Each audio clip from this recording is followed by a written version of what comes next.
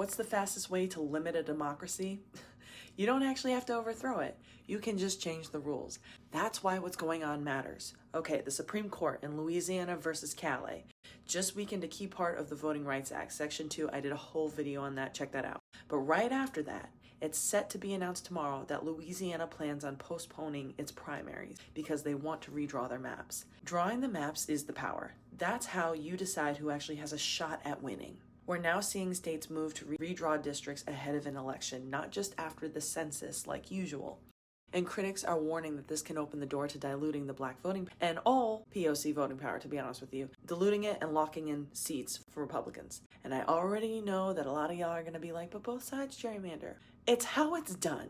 It's the execution. And who's actually getting a say? What's the conversation? So in a lot of the blue states where this is happening recently, maps are going through special election or an independent commission. And in a lot of red states, legislators control the process directly without that same level of public input. There's also timing. So like here in California, Democratic-led movements like this were being framed as a reaction to the aggressive redistricting in Texas.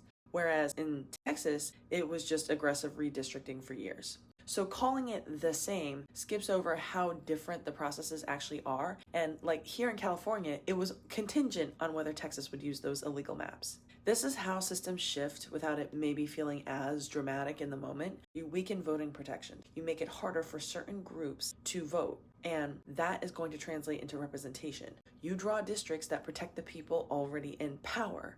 This is what's happening. That's how you can hold control without needing majority support. Voter suppression affects who shows up. Gerrymandering affects whether those votes even matter. And over time, people disengage because it starts to feel like the outcome is already decided. And honestly, we've seen a lot of this in motion already. That's how power gets more and more concentrated.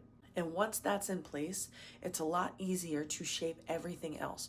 Courts, laws, institutions around one ideology. That's why people are bringing up the idea of a theocracy right now.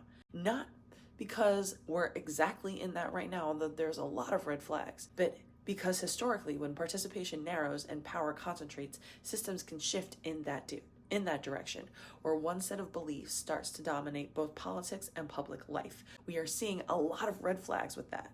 We've seen this kind of shift happen throughout history. So bringing it back to now, primaries are being postponed, district maps are being redrawn, special sessions are being called, all right after a major voting rights decision, in addition to a myriad of other stuff.